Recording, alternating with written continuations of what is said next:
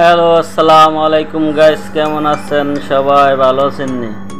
অনেকদিন পরে আপনাদের মাঝে আসলাম একটা নতুন ভিডিও নিয়ে। ভিডিওটা হচ্ছে হাঙ্গর মাছ গ্রিল।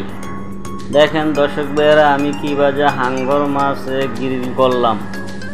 গ্রিল প্রথমে আমি এগুলো সুন্দর করে কেটে নিয়ে ময় মশলা দিয়ে এগুলো মিক্স করে নিয়ে নিলাম।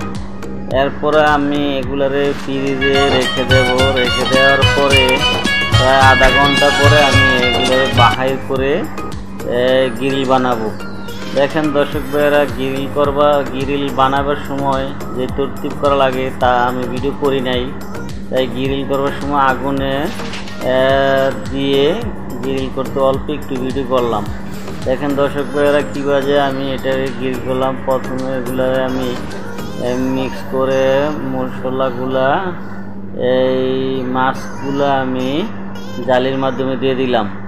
দেখেন গ্রিলের কি সুন্দরভাবে পুড়ে যাচ্ছে, হয়তো আস্তে আস্তে করে পুড়বে। পরবর্তীতে আমরা 4-5 জন বন্ধু মিলে একসাথে এগুলারে খাবো তান্দুরি দিয়ে।